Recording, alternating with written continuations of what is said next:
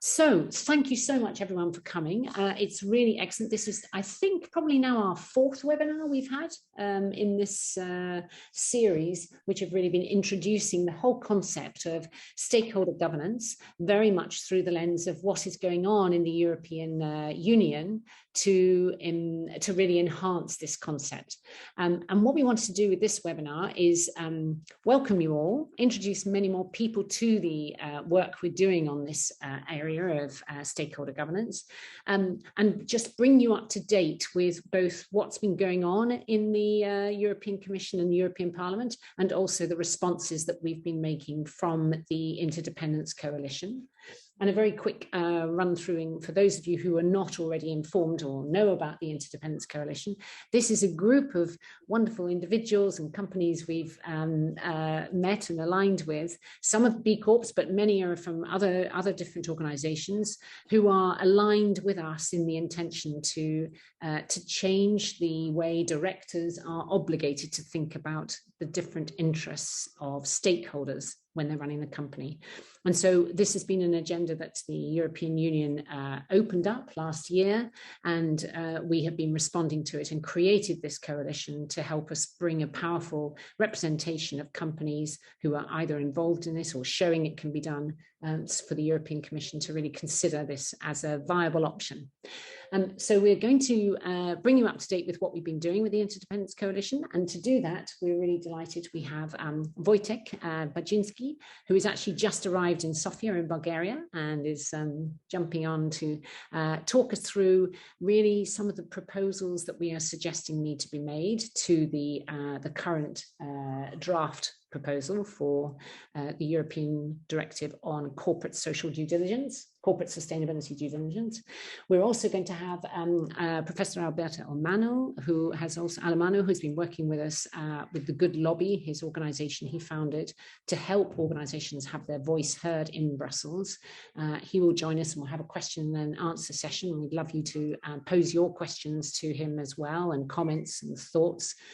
We're then going to pick up on our collective voices, what we can do together to promote this whole agenda. And Maria Correa, who heads up our comms and marketing work at B-Lab Europe, will run us through how we can do that really effectively.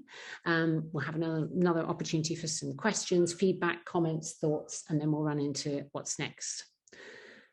So I hope that sounds a useful agenda for you. We'll be stopping before 4. We'll try to run up to 4 and not beyond.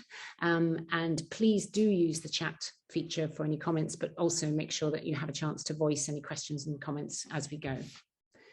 Lovely. So these are our wonderful speakers, Alberto Alemanno, I mentioned, who will join us in a minute, and Wojtek, who is been really building this whole concept with us and is co-founder of the whole Interdependence Coalition and part of our team Poland, promoting the B Corp movement in Poland.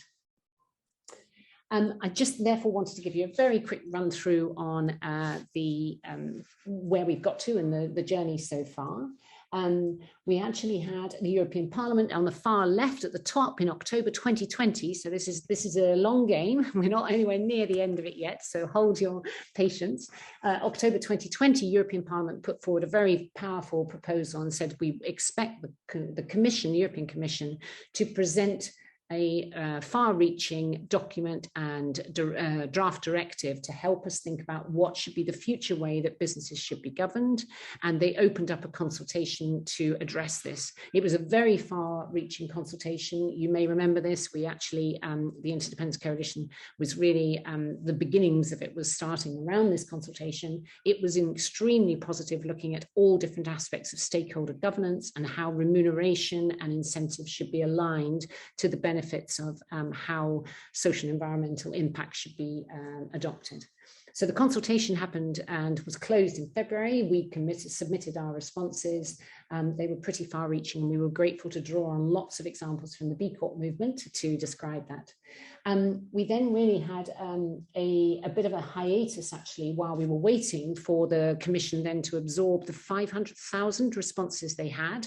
to the consultation, and it did take them a long while. I think there's a lot of internal stories which we could get into, but it appears that there was quite a series of concerns around competitiveness and legal framing of what directors' duties would actually have to involve. So the proposal, which was then going to come out as the draft, was delayed until May 2021. It was delayed, sorry, it was that we were expecting it in May 2021, it was delayed further.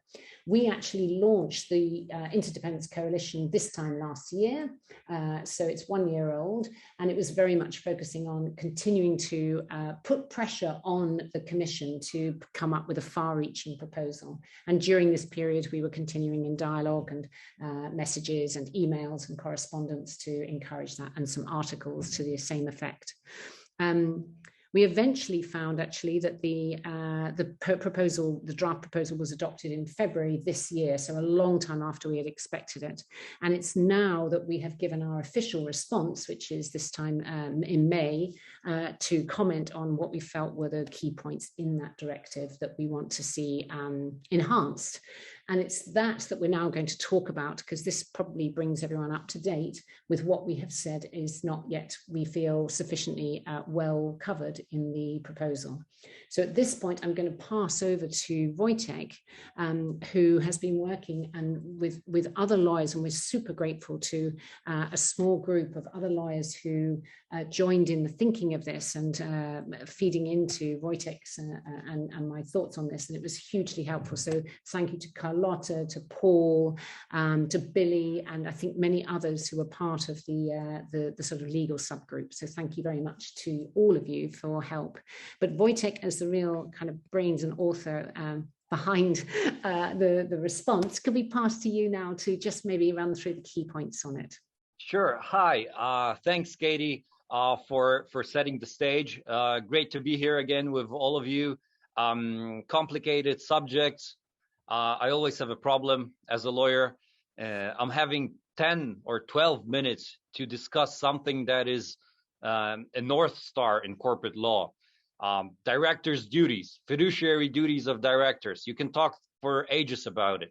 And here I am having this task of trying to summarize the fundamental rules, the changes that will apply in the EU in just 10 minutes. So I'll try to be brief, try to be on point, and try to show you what we are thinking about the draft of the CSDD directive, the Corporate Sustainability Due Diligence Directive, and precisely Article 25 that targets the duty of care of directors, fiduciary duty, wishes to revise these rules that apply to the firms here and to the directors, because they think, and this comes from the reasoning behind and the impact assessments, they think that there may be an uncertainty in different jurisdictions in the legal systems whether directors can safely act in the best interests of the company while thinking or considering stakeholder interests. So from another perspective, can the directors include stakeholder interests in their decision-making processes? So the EU thought there's kind of uncertainty in jurisdictions in Europe. So let's try to revise this and attack this in Article 25 of the draft of the CSDD. We as B Corps, as a B Corp movement, thought, wow, this is great. This is basically what we've been doing for 15 years already. B Corps voluntarily changing their articles of association to reflect this obligation of directors, and allow them in the articles of association, allow directors to include and consider balanced stakeholder interests in their decision-making processes. So we said, hi, we are here. We are ready to help. We have experience. We have best case examples. We are able to show you how this functions in the real world. So you're not doing something that is super innovative. It is innovative if you think about the legal systems, but we are here and we have examples. So having said that, we basically formed the Interdependence Coalition, trying to say, here we are, we have a proof of concept for the EU institutions to use. Please talk to us. We have ideas. We have our draft language. We are able to help you. We are thinking, and this is in support of everything that the EU is trying to do. We are thinking generally that it's really, really great that the EU is actually putting this on the agenda in the CSDD directive. That means they are actually trying to revise the fiduciary duties. That's number one. We think, and we know basically that we need to have in the European Union minimal sustainable corporate governance standards. And the standard that we are advocating for is actually the Article 25 that the EU is proposing. We need to change the fiduciary duty of directors. We need to mandate them to consider stakeholder interests. This is generally what the B Corp movement has been talking for so long about.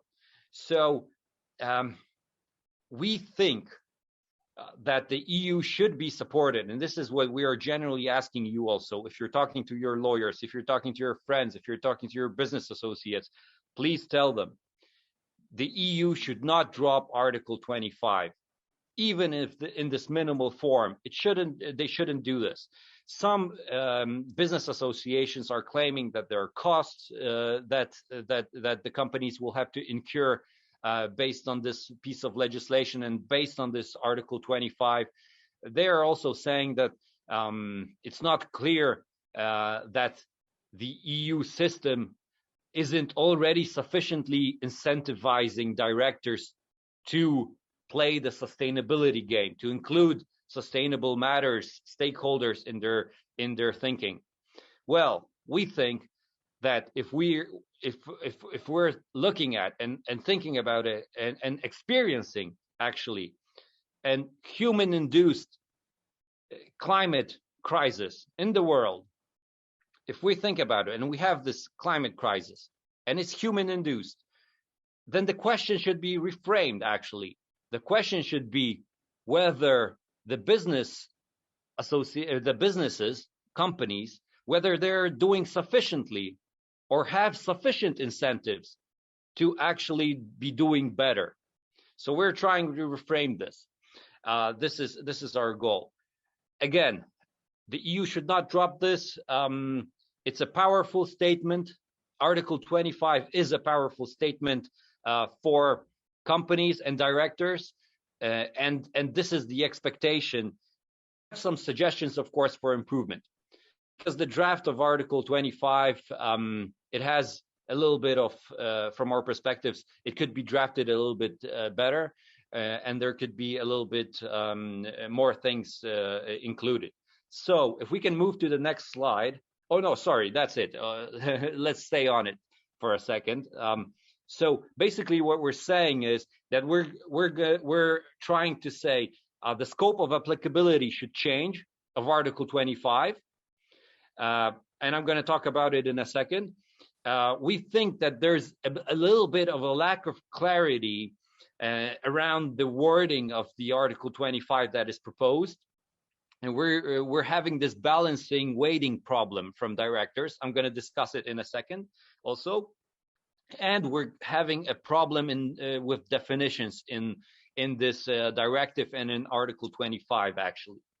I'm referring here to the problem of sustainability, of the definition of sustainability matters, and basically the lack of inclusion of stakeholders in this Article 25. So let's move now to the next slide, please. This change that we're seeking, we think that this Article 25 and the general duty of care of directors, it should apply to all companies in Europe.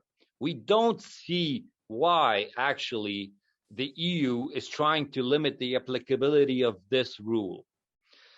We think that it would send the wrong message.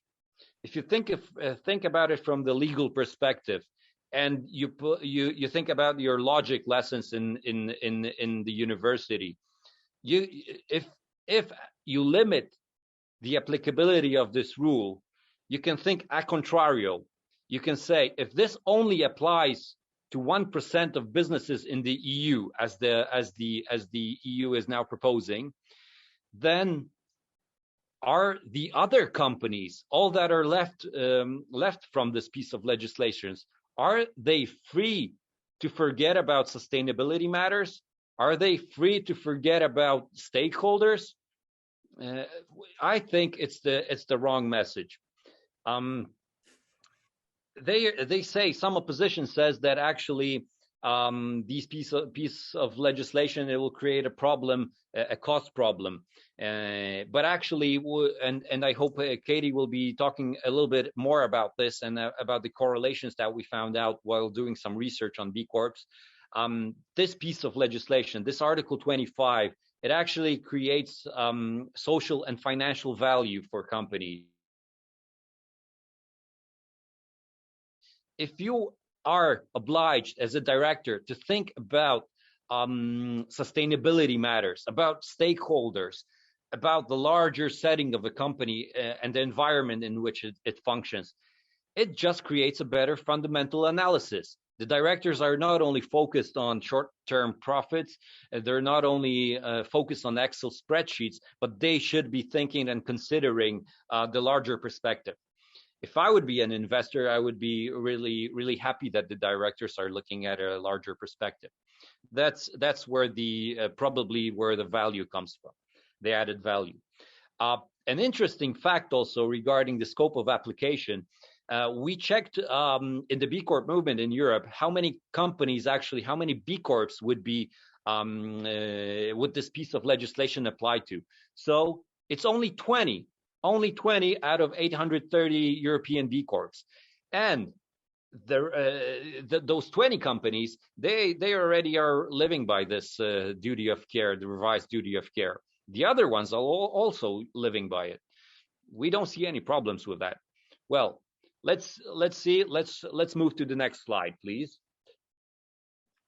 So the next problem we see with the wording of this Article 25 is that it lacks certain definitions. It lacks the inclusion, basically lacks the mentioning of stakeholders in the wording of the Article 25.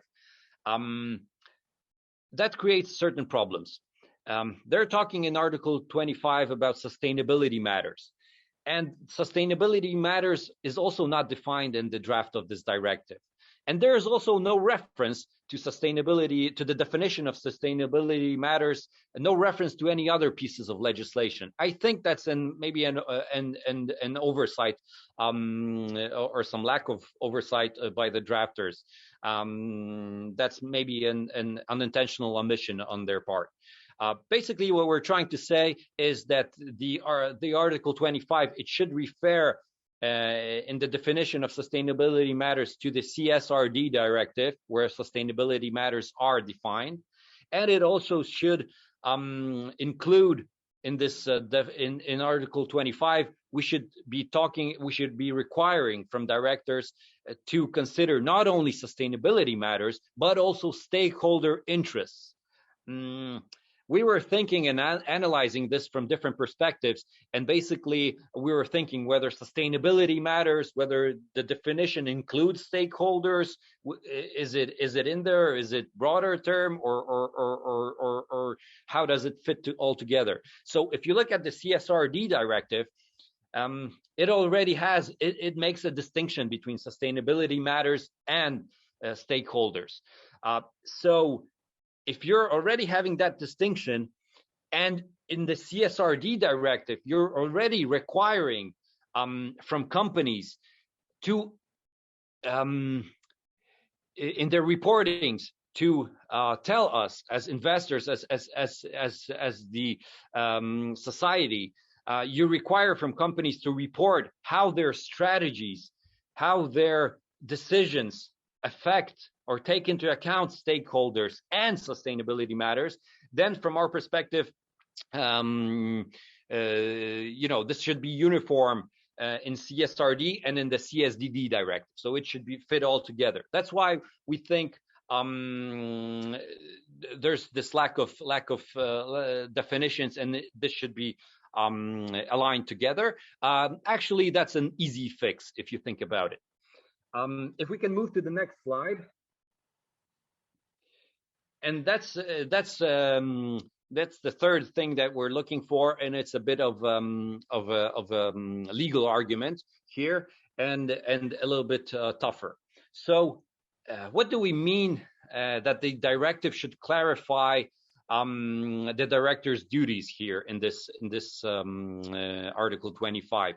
So we think that there is a fundamental flaw in the language that is being proposed right now. So again, think about what I said at the outset. The EU, by the CSDD directive, they're trying to get rid of this uncertainty in the European law. Whether your company or you as a director in your jurisdiction, in Norway, in let's say Poland, in France, wherever, whether you as a director can include stakeholder interests in your decision-making processes or sustainability matters.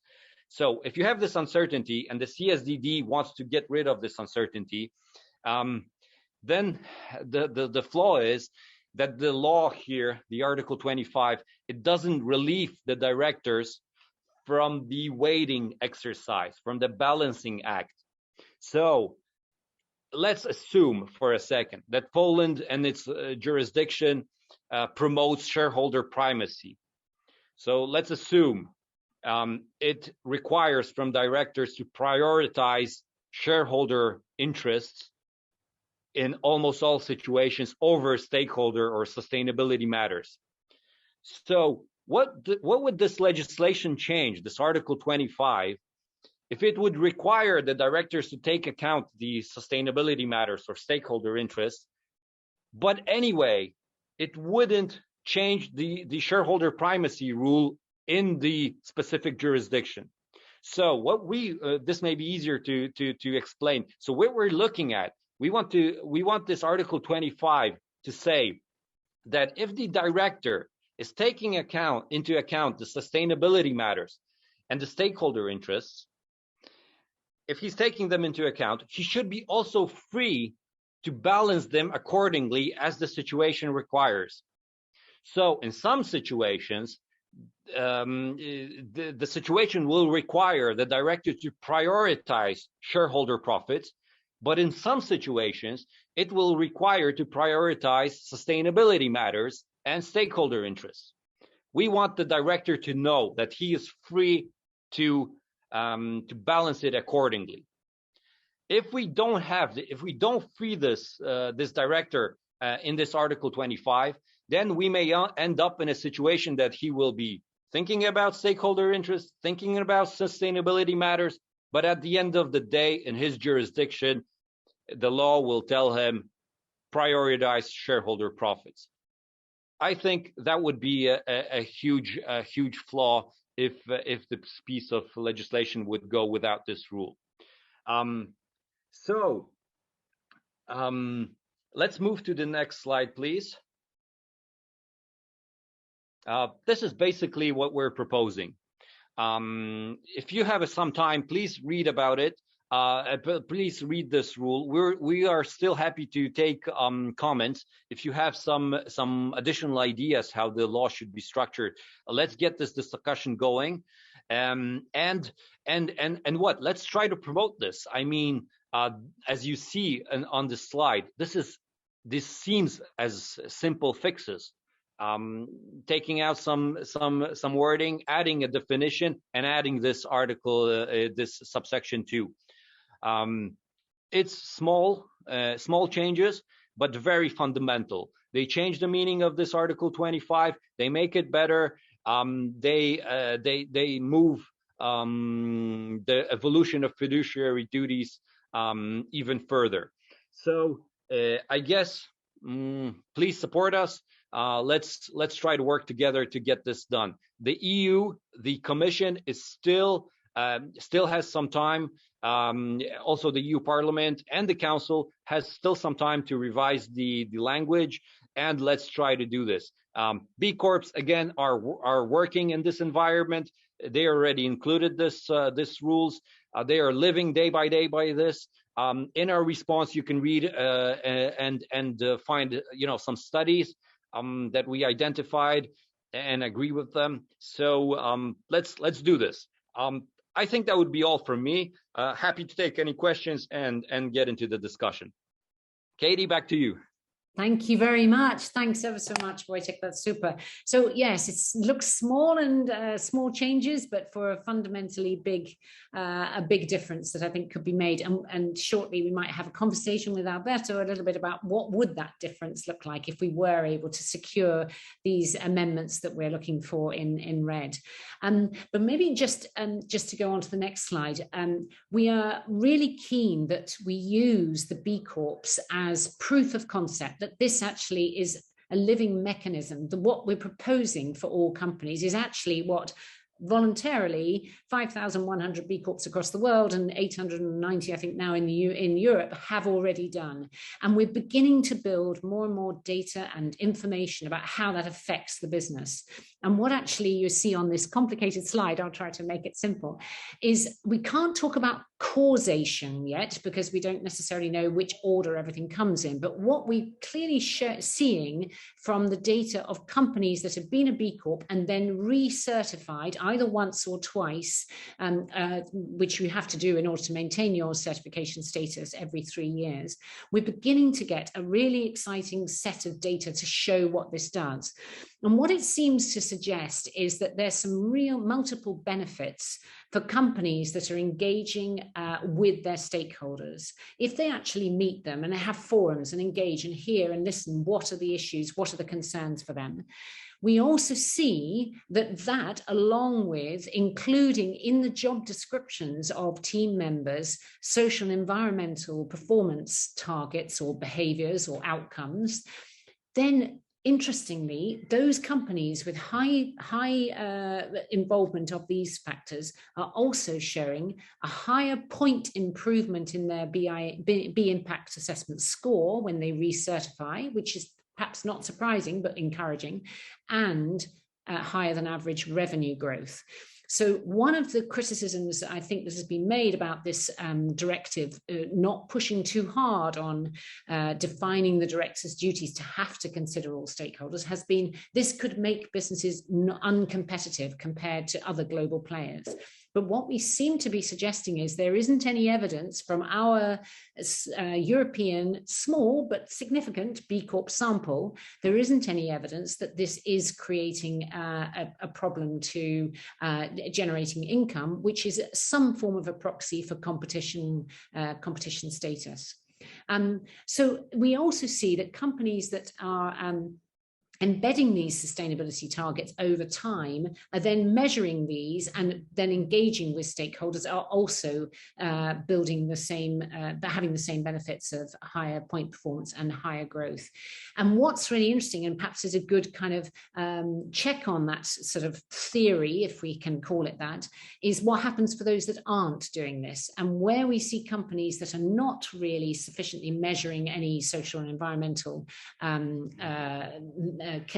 key performance indicators, and where they are not integrating this into decision making, we see that actually they are not scoring so well on these performances, and that actually what is also happening is that the boards of directors are weak in their reviewing of those indicators. So if a board is not taking a really active stance in looking at the social and environmental performance of a business and assessing a strategy and a plan, and then incorporating that into the business operations, we can probably suggest through correlation that actually it isn't going to make the impact that could be generated, and the outcomes are weaker for that.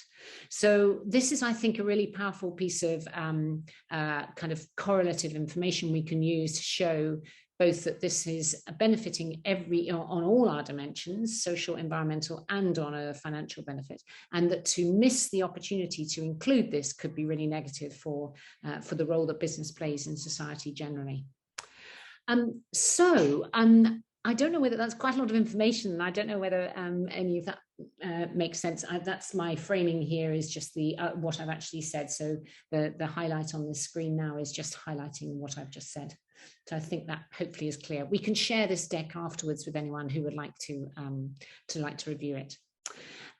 So I think we now have Alberto, I think, has joined us and is on the in the audience, and maybe we could just spotlight Alberto. Here he is. Hi, hello Alberto. How are you? Hi everybody. I've been following. Lovely, great to see you here. Very great to see you. Excellent. I mean, I think you're very familiar with all of this that's been going on. We've been working with you at the Good Lobby to help us bring this whole framing together, and we're so grateful for all the guidance and the commitment you've shown to help us really push on this and use the B Corps as a proof of concept.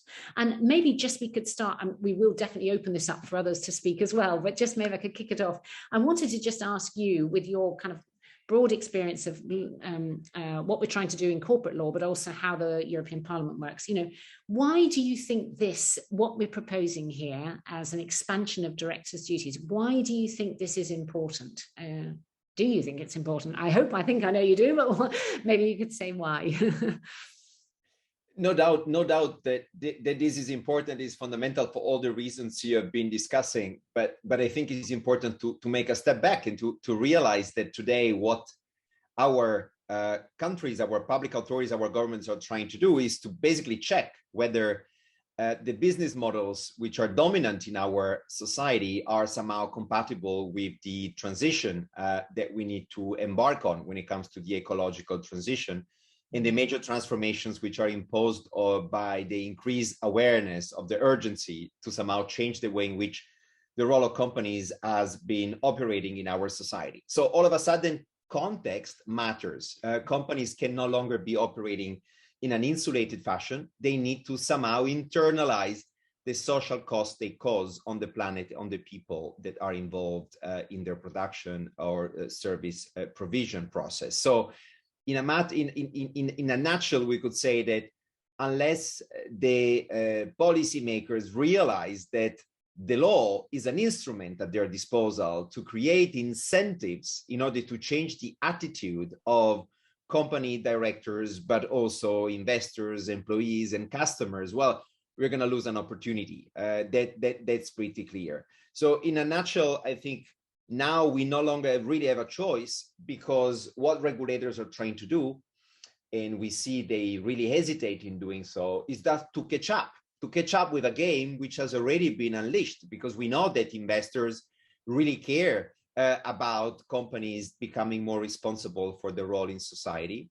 We know that the employees pick and choose their employers based on how they position themselves in society. And finally, we as consumers, every single day, we actually make choices which are very much driven by the way in which those brands position themselves in major societal issues.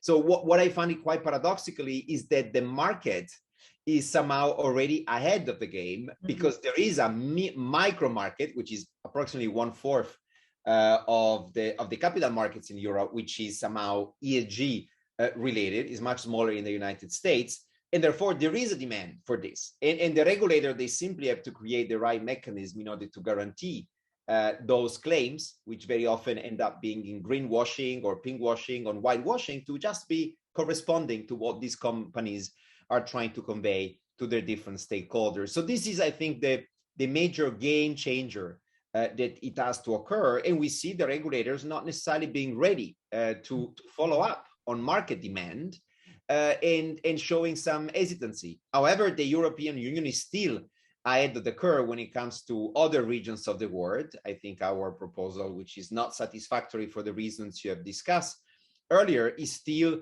the most prominent example of the attempt by the regulators to somehow capture this desire for new corporate governance rules that will do justice to the demand coming from the investor sides, the employee sides, and the consumers, citizens. Excellent. Thank you. That's super helpful. And do you feel it's clear where the most resistance might come from in adopting a more enhanced set of directors' duties?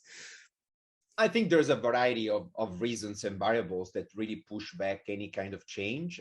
There's a status quo bias. People like what they know. There's a lot of fragmentation in Europe when it comes to company law. We know that the European Union historically has never been successful in creating harmonized framework that somehow shape the way in which we do business in Europe, being mainly responsible for the cross-border dimension. So when companies operate across border, which is part of the story, but we still have a lot of companies not engaging at the cross-border level. And we see a lot of different legal and cultural and administrative traditions that also make it more difficult to speak one common language when it comes to any major change. These are certainly reasons that have been playing a role in the watering down of the proposal, which look actually much better in its first iteration when we saw through the regulatory impact assessment and the different kind of public consultation supports than the one that was finally published. So this is certainly played a role. We also see some misunderstandings, I think, about what it would entail to have the European Union introducing this kind of director's duty with a clear reference to stakeholders. So which would be the consequences? And I think this is an empirical question that we in our small community and the little sample you refer to is possible to understand, but not for the other companies. So there is a misunderstanding. There is a lack of counterfactual. How the world of business would look like if those companies should be able or should be forced to actually change their corporate governance rules from one day to another, right? And this is pushing back, I think, a lot of the Chamber of Commerce, notably in the Nordic countries, that basically say, well, we don't even recognize the reasons for doing this. We don't think that the overall situation today, the existing corporate governance law, is preventing us from taking into account other stakeholders' interests. So in a way, they really don't share the existential premise for engaging into such an exercise. So as you can see, there are a lot of levels here intertwined one with another, and that's the reason why our work has been and will become even more important, because we need to be very pedagogical in explaining what is at stake, why it is important, and why amendments that I think Wojciech was already hinting at might actually improve this document for the benefit of everybody, because the current constructive ambiguity of the text doesn't seem very constructive. It might be a major source of confusion,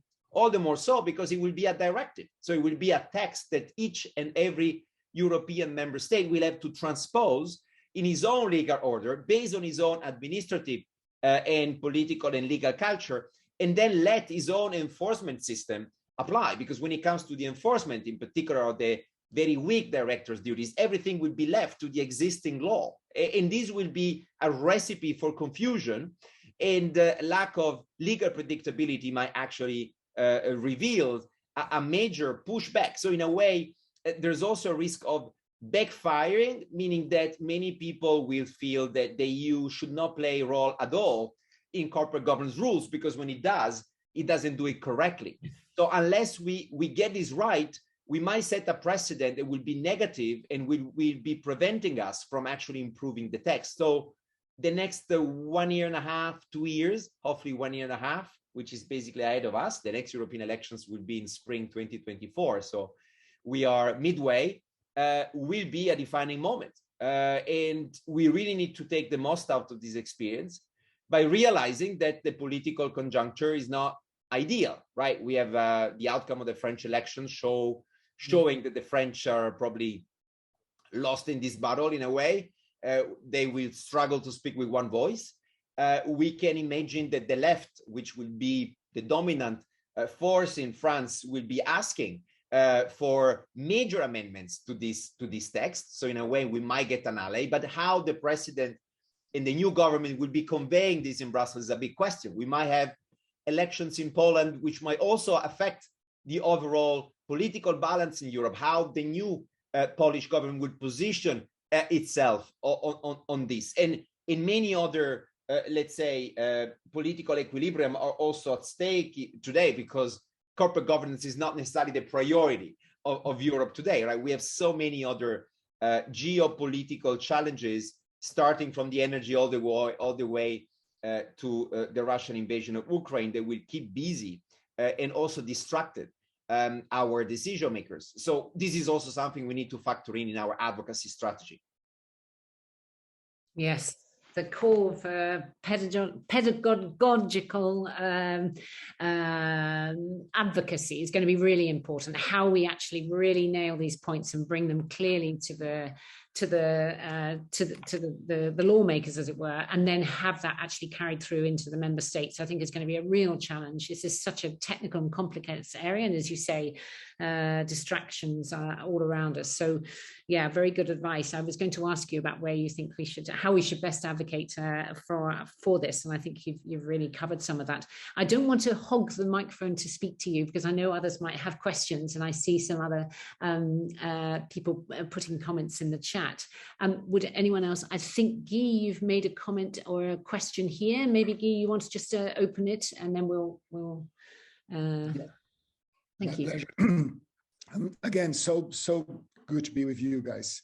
My point is to be pedagogical. Again, as you mentioned, Alberto, or Professor Alberto, we may try to define who is the stakeholder today under the stakeholder capitalism / ESG optics or movements, because companies are a little bit worried about who's a stakeholder.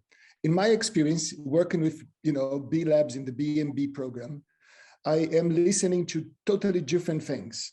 A company says, "Oh, we take care of our stakeholders, our clients." Others say, "Who are my relevant stakeholders? How do I define that?" So I believe that maybe, to be pedagogical again, if we make it broad, if we define stakeholder as someone impacted by a company's decision, communication, or silence, that could be very powerful from our coalition to focus on the social aspect of an organization. Also can reduce some kind of potential doubts from regulators and the boards. That's my question. Thank you. Thank you, Guy. That's an excellent comment. Yes, absolutely. I think is a great suggestion to be unleashing our imagination when it comes to how to define and to draw lines. We need to be pragmatic and not idealistic here, right? We cannot expect the average European company covered by this instrument directive, which is around 1% of the European companies, would define stakeholders in the same way as the big corp community does, right? We need to be pragmatic, but we also need to transform this pragmatism in clarity. And I don't think the current text addresses the question, because the term stakeholder is not even mentioned.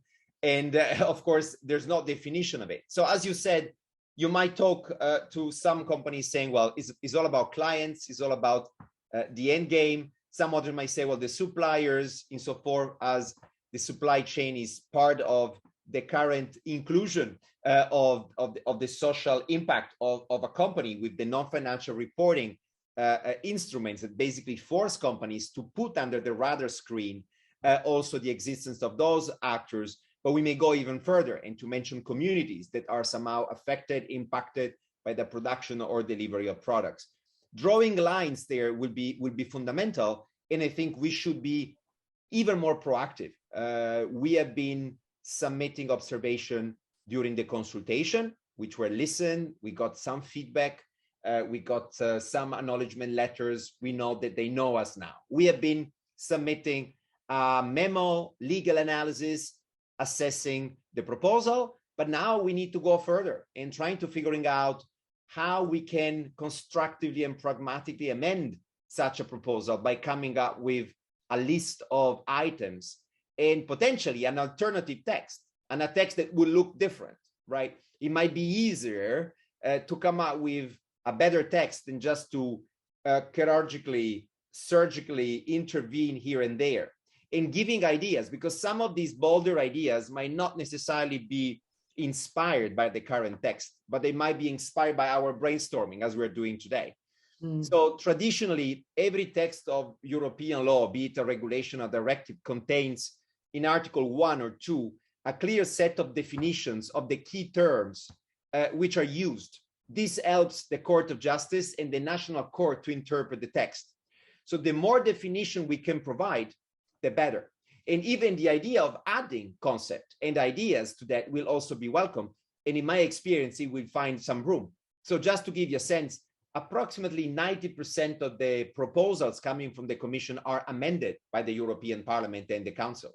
So we can expect this text to be rewritten, to be reconsidered through a back and forth between the Parliament and the Council, and hopefully through a political agreement that will lead us to have a trialogue. So we're going to have a small group of 50, 55, 60 people, some members of the European Parliament, some members of the Council, under the presidency of the rotating Council presidency, and the very same Commission officials who have been drafting the proposal being in the room. And this is key, is fundamental to keep the consistency and the continuity in our advocacy. So we really hope this text will become the ownership of these 55, 60 people, individuals, which would be very difficult to map, to meet and talk to, and to, again, foster a little bit their creativity and to go beyond what is written in the text.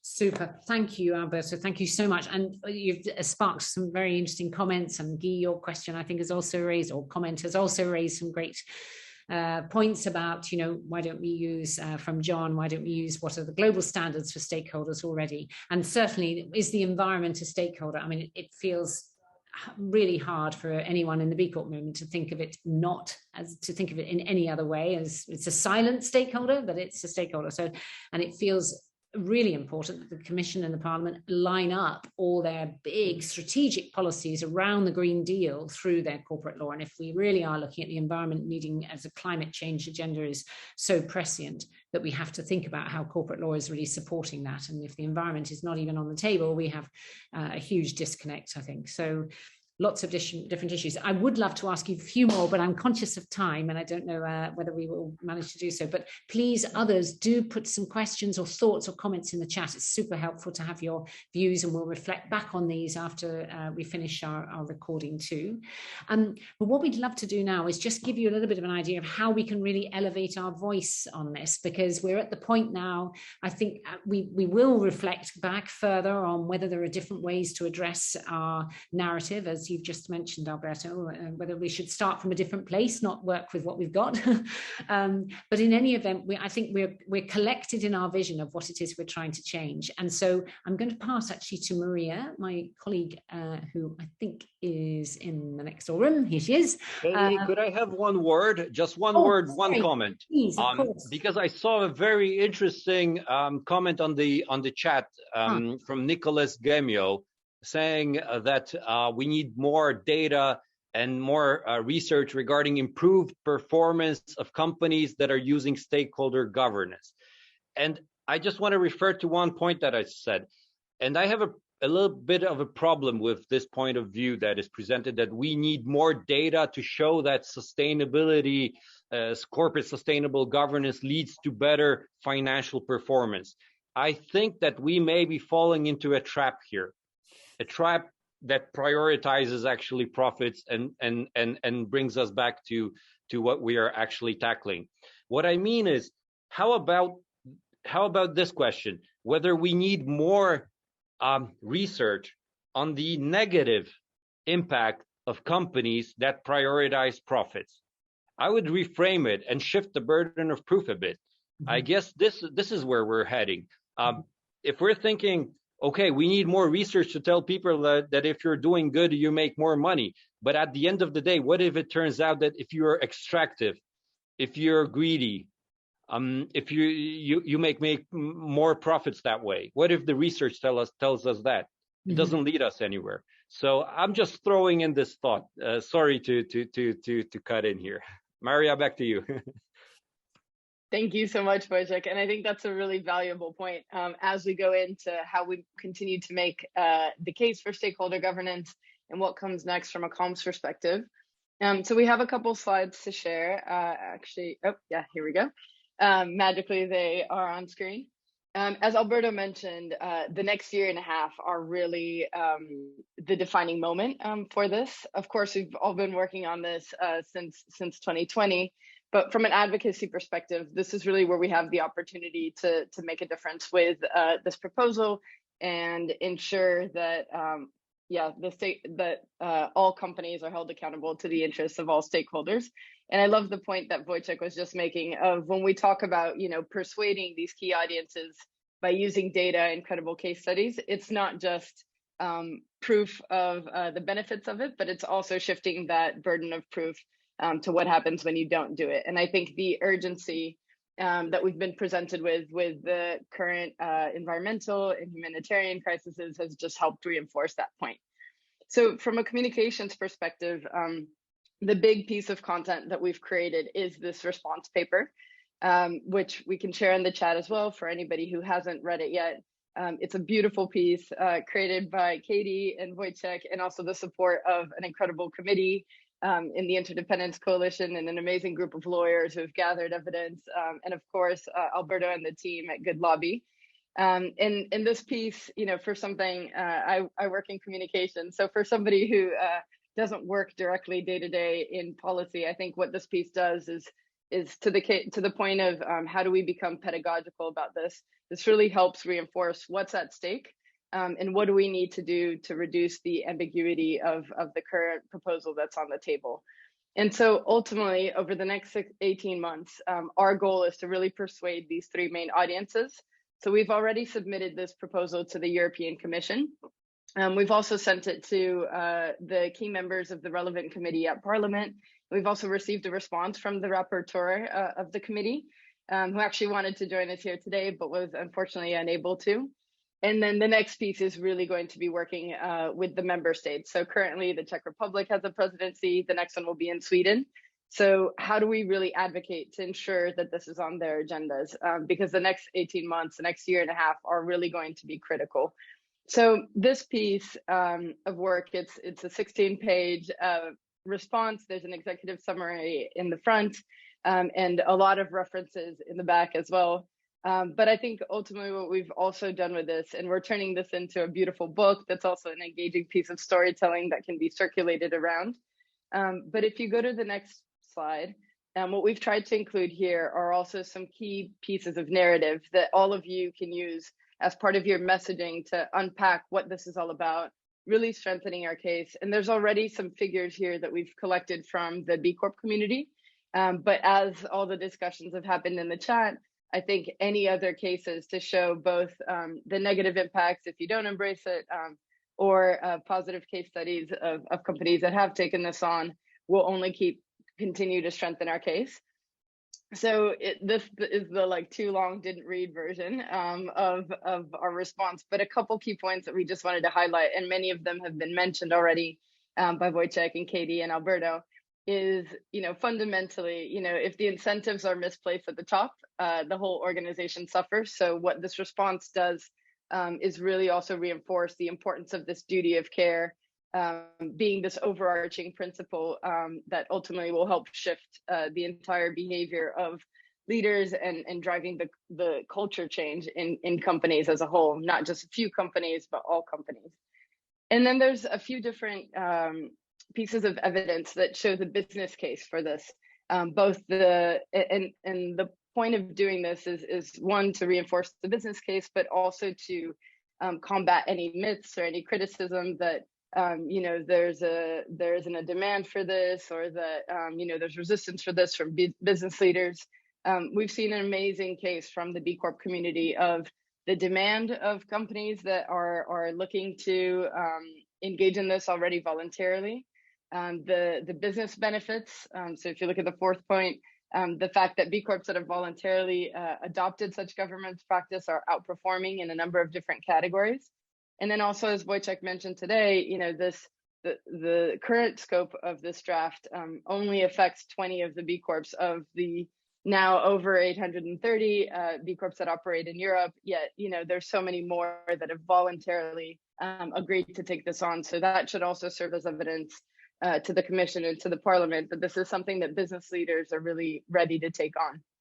So what we want to ask you here today is, how do you help us spread the word for this and really continue to advocate for this response, for this proposal, and for these proposed changes that we've included in this response?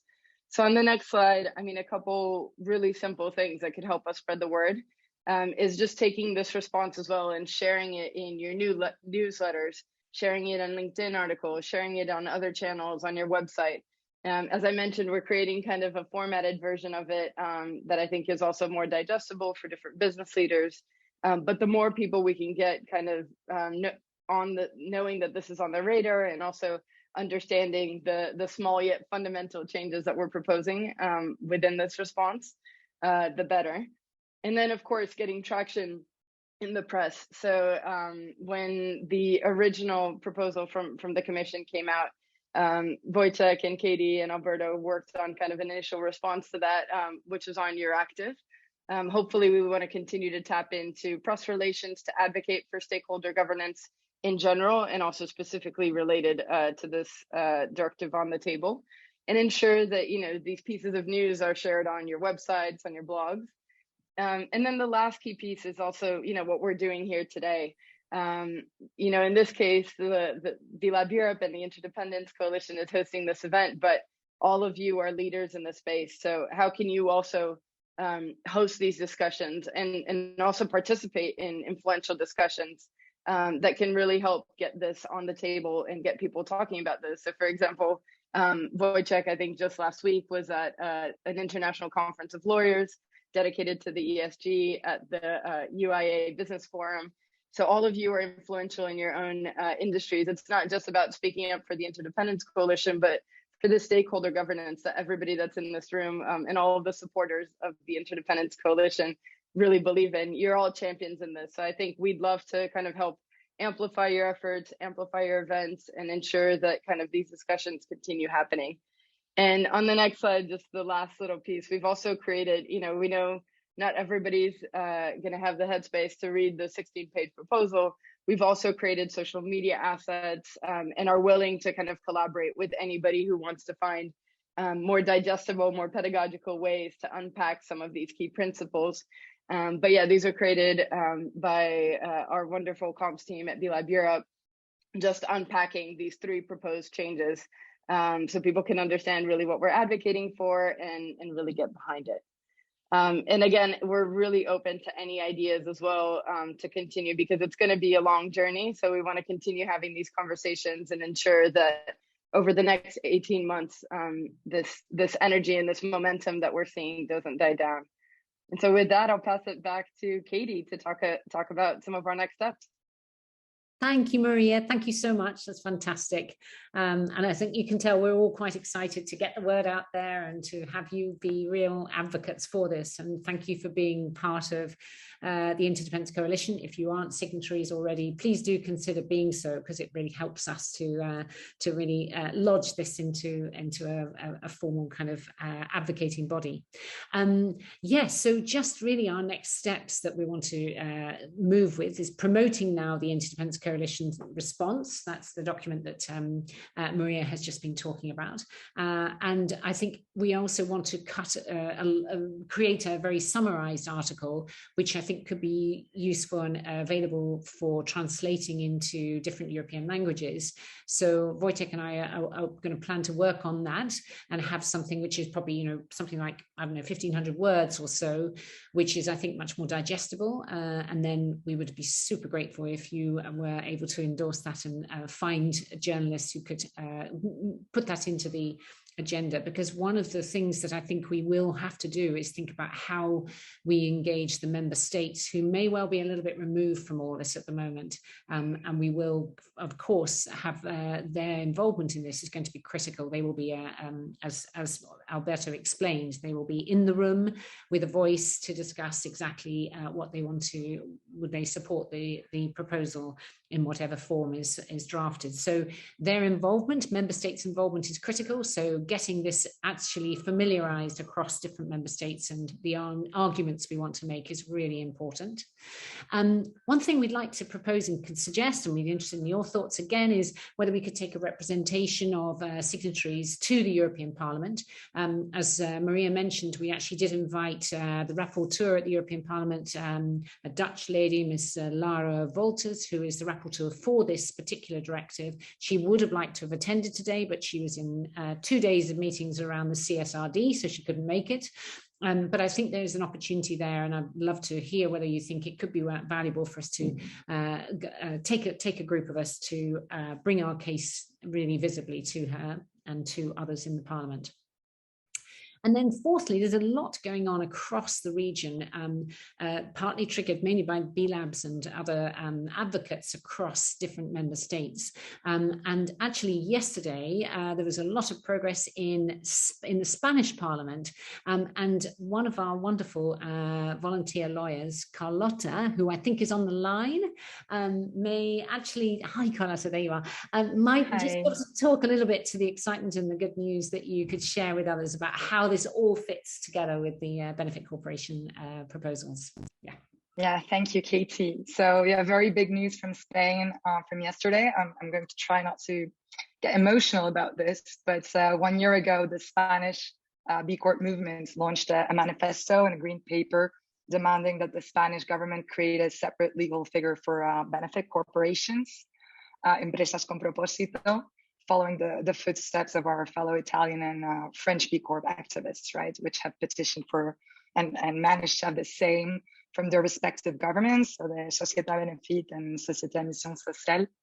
So for the past year, we've been driving a really hard campaign, so ranging from institutional talks to sticking posters and a lot of street activism, actually. We've been gathering signatures. We've been to universities and other public spaces and received a lot of support from B Corp companies.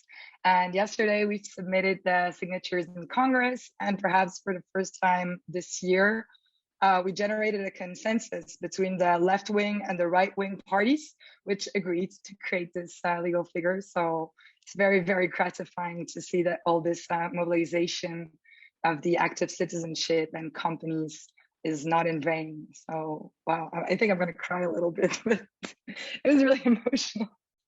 Oh, wow. It's an amazing achievement. Oh, Carlota, congratulations to all involved. I'm sure your hand was well in there. And I know the B-Lab Spain team, 30,000 different signatories to bring this to Parliament.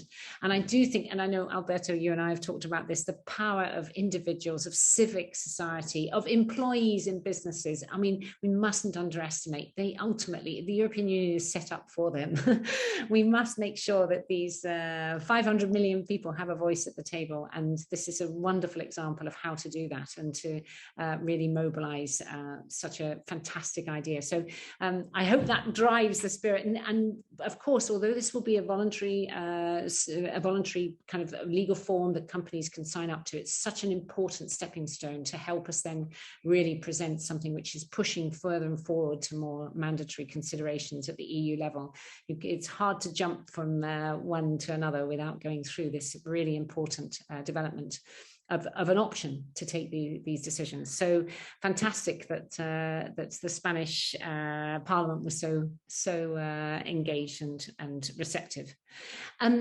So, I mean, we have a few minutes left, and I just want to make sure we have time for any other questions, thoughts, comments, if you feel that we are, if you have any comments about the way we want to move forward, anything you've heard. I think we have a little bit of time for a short open mic, so maybe you can indicate, and if anyone's got their hand up, we can check it. Okay. I've got my hand up. I can't see you. Excellent. Please. Is it Guy? Hi, Guy. Yep. Hi. Hi. Just wondering if you are open to the possibility of organizing an event with universities around stakeholder governance. I have been discussing a lot with Utopia. I pass the link into the chat, is a group of universities in Europe, including the United Kingdom. And I am helping them on the Teamwork 2022, especially on stakeholder capitalism. So it could be interesting if you are open to that and motivated, we can have a second meeting and then organize ourselves around Utopia and talk to the youth people, talk to the young people, including professors, but try to explain to them what we are doing and have their, advocacy or help them to advocate for us. So that's a modest proposition for the next steps. I mean, what a lovely idea. I mean, the future sits in all sorts of classrooms at the moment, doesn't it? And it's so powerful to bring them in. So I can't imagine that isn't an idea that we would love to see take forward. We might need to think about how to do that and whether we can sort of organically allow that just to flow and provide materials that might be helpful for actually doing that. But I think that's a super idea. And I know in Spain, we have already lots of good links with business schools, and not just there, in Italy as well. So we have a real chance, I think, to bring this agenda into the front of the classroom, which would be great. So thank you, Guy. Nice idea, excellent. Great. I think we're coming to the top of the hour. And so I think probably we'll be closing up now, but I just wanted to say one thing is that actually I am finishing my role at B-Lab Europe as the Executive Director, and have the real privilege to pass it over to Juliet Corkins, who may be on the line. She was pedaling home fast, which is a real honor, and I'm very excited for her. I will probably still just keep holding the work with Wojtek and with our wonderful partners on this policy thread. So if bear with me, we'll continue on this line because we're so excited about what we could potentially achieve. But I just wanted to mention that from the broader point of the role, I won't be continuing on that. I just wanted to let you know because we'll be making some announcements to that effect in the next days. And I'm really thrilled for Juliet to be coming on board. So we have a hand up. Sorry, I can't see. Yep, another hand up. Yeah, it's mine. Hello, Dr. Brunke. Hi, Katie. I just want to take the chance to invite somebody to roll out your very good ideas in the DACH region. DACH region is Germany, Austria, Switzerland. ICADA got a very well-known platform in the cosmetic industry, in the authorities and so on, and of course to the media. And what we want to invite somebody who is interested from your organization to have a presentation of B Corp and all your initiatives you have, which we support 100% because this is the way to be successful. So anybody there who raises his hand or raises his voice to take advantage of this invitation, then I'm going to write to him or her. Okay, Wojtek, I've seen your hand. Okay, you're on the list. Okay, Guy, happy to help. Let's discuss. Yeah, so both of you or all of you, just send me a mail at mail@icada.eu and I put you on the list for the speakers, okay? Thank you. Lovely, thank you for your intervention. Lovely, and lovely for the kind invitation. Wonderful. Another hand. We're just, I don't want to keep you. We've still got another minute before the witching hour applies. So I can't see who the hands. Hello, Pen. Hi. So no, this is it's really a fantastic initiative that you're doing. I just wanted to raise my hand to say if you are working with any other organizations across the globe. I'm currently in Sweden, but otherwise I'm based out of Hong Kong. We are obviously a very much smaller both market and group, but we're looking at how we can engage the Hong Kong government. Hopefully we'll get a government that we can engage with, but in terms of sort of similar direction in introducing. So I just wanted to raise my hand and show the interest in what the work that you're doing, and hopefully we can continue a dialogue and see how we can take it forward, at least part of the world as well.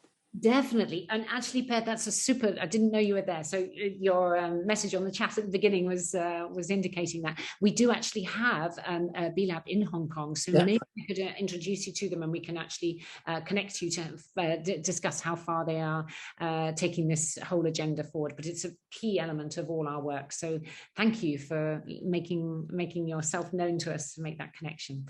Let me connect you up, if I may. Yeah, I know B-Lab in Hong Kong very well. Oh, you do. Yeah, Great.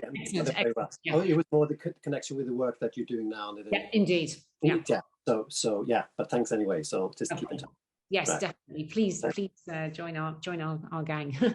Wonderful. I think with that, with a very big thanks to both Professor Alberto Alemanno and to Wojciech Badziński, who's hot-footed it to Sofia and has just made it in time. So thank you to everybody for just joining us. Carlotta, thank you for giving us a real heartfelt assessment of how yesterday went. And to all of you for being such incredible supporters. Please pass the word around. Please use the social media assets. Please do use this on LinkedIn, make it something that really comes alive. Sign up to be a signatory, and we'll keep this going. We'll run more webinars when we have more information, and hopefully keep pushing away. It's a long game, but we're in for the long game. So thank you all so much for joining. Really appreciate it. Okay, I'll say goodbye to you all. Thank you. Thank you, Katie. Thank you for moderating. Thank you very much. Thank you. Bye-bye. Thank you. Bye-bye.